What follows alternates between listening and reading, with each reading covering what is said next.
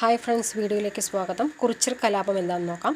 കുറിച്യർ കലാപം നടന്ന വർഷം 1812. അപ്പോൾ 1812 കുറിച്യർ കലാപം നടന്നത്.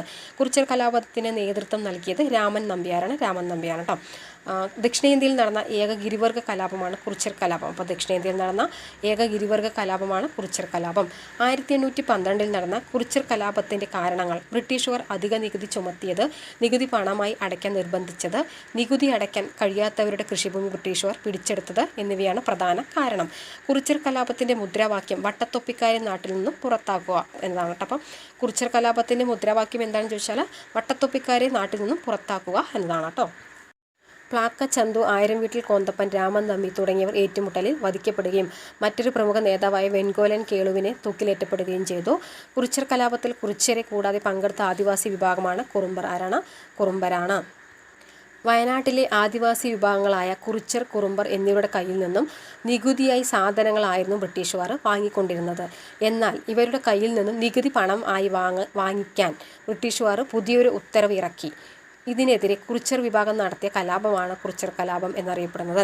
തോമസ് വാർഡൻ എന്ന ബ്രിട്ടീഷ് ഉദ്യോഗസ്ഥനായിരുന്നു ഈ നികുതി ഭാരം ഇവർക്കിടയിൽ അടിച്ചേൽപ്പിച്ചത്. സുൽത്താൻ ബത്തേരിയിലും മാനന്തവാടിയിലും ഉണ്ടായിരുന്ന ബ്രിട്ടീഷ് സേനയെ കുറിച്യർ വിഭാഗക്കാർ തങ്ങളുടെ കയ്യിലുണ്ടായിരുന്ന ആയുധങ്ങൾ ഉപയോഗിച്ച് ആക്രമിക്കാൻ ശ്രമിച്ചു. എന്നാൽ ബ്രിട്ടീഷുകാർ കേരളം വഴിയും മൈസൂർ വഴിയും ആദിവാസി വിഭാഗങ്ങളെ അടിച്ചമർത്താൻ ബ്രിട്ടീഷ് സൈന്യത്തെ അയച്ചു. ബ്രിട്ടീഷ് ആധിപത്യത്തിൽ എതിരായി മലബാറിൽ പൊട്ടിപ്പുറപ്പെട്ട ആദ്യകാല കലാപങ്ങളിൽ ഏറ്റവും ഒടുവിലത്തേത് എന്ന് പറയുന്ന കലാപമാണ് കുറിച്യർ കലാപം. വയനാട്ടിലെ ഗോത്രവർഗ്ഗക്കാർ നടത്തിയിരുന്ന ഏതുതരം കൃഷിക്കാണ് ബ്രിട്ടീഷുകാർ നിഷേധിച്ചത് ചോദിച്ചാൽ വെട്ടിച്ചൂട്ട് കൃഷി. ഏതാണ് വെട്ടിച്ചൂട്ട് കൃഷി എന്ന് പറയുന്നുണ്ട് കേട്ടോ. 1812 മാർച്ച് 25 മല്ലൂർ എന്ന സ്ഥലത്ത് വെച്ച് കുറിച്യരും കുറുമ്പരും ഒരു സമ്മേളനം കൂടി. ബ്രിട്ടീഷുകാരെ എങ്ങനെയെങ്കിലും പരാജയപ്പെടുത്തണം എന്ന ഉദ്ദേശത്തോടു കൂടിയാണ് ഈ ഒരു സമ്മേളനം കൂടിയത്. എന്നാൽ ബ്രിട്ടീഷുകാർ ഇവരുടെ കലാപം അടിച്ചമർത്തി. 1812 മെയ് 8 കുറിച്യർ കലാപം അടിച്ചമർത്തപ്പെട്ടു. ഒരു മാസം കൂടി പിടിച്ചു നിൽക്കാൻ കലാപകാരികൾക്ക് കഴിയുമായിരുന്നെങ്കിൽ രാജ്യം അവരുടെ നിയന്ത്രണത്തിലായേനെ എന്ന് കുറിച്യർ കലാപത്തെക്കുറിച്ച് അഭിപ്രായപ്പെട്ടതാരെന്ന് ചോദിച്ചാൽ ടി എച്ച് ബേബറാണ്. കുറിച്യർ കലാപം അടിച്ചമർത്തിയത് 1812 മെയ് 8 എപ്പോഴാണ്? 1812 മെയ് 8 ബ്രിട്ടീഷ് സൈന്യം രാമൻ നമ്പിയെ വധിച്ചത് 1812 മെയ് 1. 1812 മെയ് 1 രാമൻ നമ്പിയെ ബ്രിട്ടീഷുകാർ വധിച്ചത് കേട്ടോ.